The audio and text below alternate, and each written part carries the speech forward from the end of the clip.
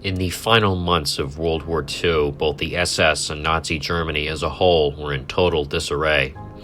This chaos was not limited to unimportant people, however, as several high-ranking Nazis and SS men went behind the back of Adolf Hitler and attempted to save what they could, as the Third Reich would ultimately surrender.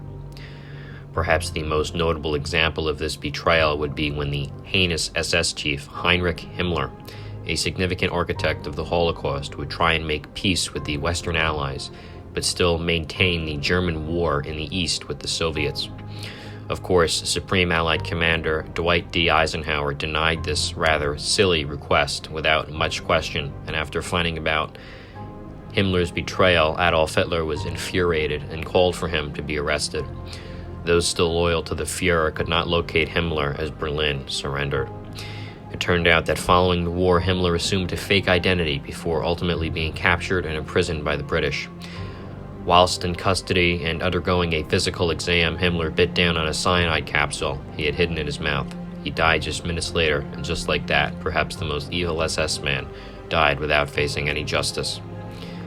Others would try and get as far away from Berlin as possible, fearing capture from the Soviets.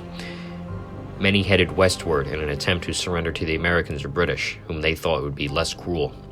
However, some men of the SS would face swift justice from American and British forces, as they were shot, beaten, tortured, or worked to death once the Allies found out about the atrocities they committed at the concentration camps.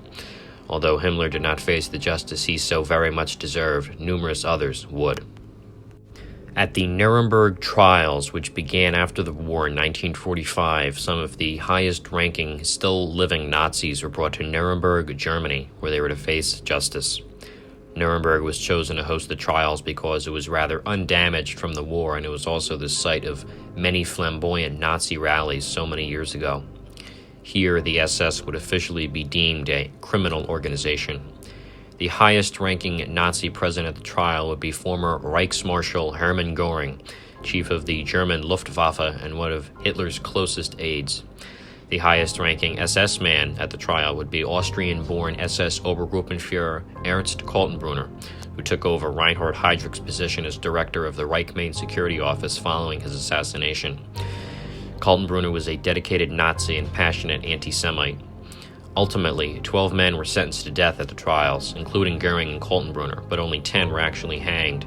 The aforementioned Göring killed himself with cyanide just hours before his execution, and Martin Bormann, Hitler's former secretary and close aide, was tried in absentia as the Allies could not locate him, but thought he was still alive. Bormann had died in May 1945 while trying to escape the Führer bunker in Berlin, unbeknownst to the Allies at this point. However, unlike Himmler and Bormann, there would be some very high-profile Nazis and SS personnel who were able to avoid detainment and justice for years, even decades, and for some, altogether. For example, Adolf Eichmann. Like several other high-ranking Nazis, Eichmann made his way to South America to escape justice for the heinous crimes he committed whilst working for the Nazis in Europe. Eichmann was evil, plain and simple. One of the main architects of the Holocaust, he was a high-ranking SS man who worked on deporting Jews and transporting them to the various camps where they would more than likely end up dead.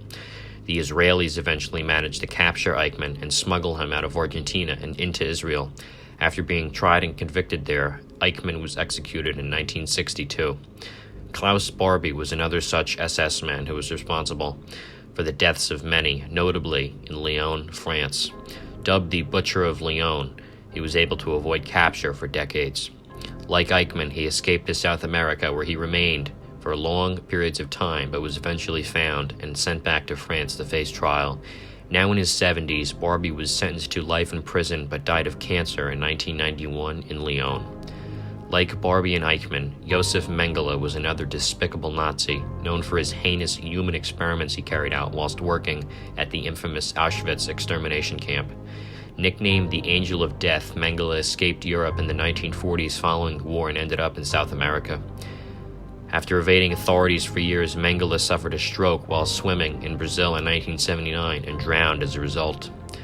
Over the years, some dedicated their lives to finding Nazi and SS war criminals and bringing them to justice. Many were found and faced the justice they deserved, but many did not. The SS is perhaps one of the most heinous organizations that there ever was, and was filled and fueled with nothing but pure evil. Thanks for watching.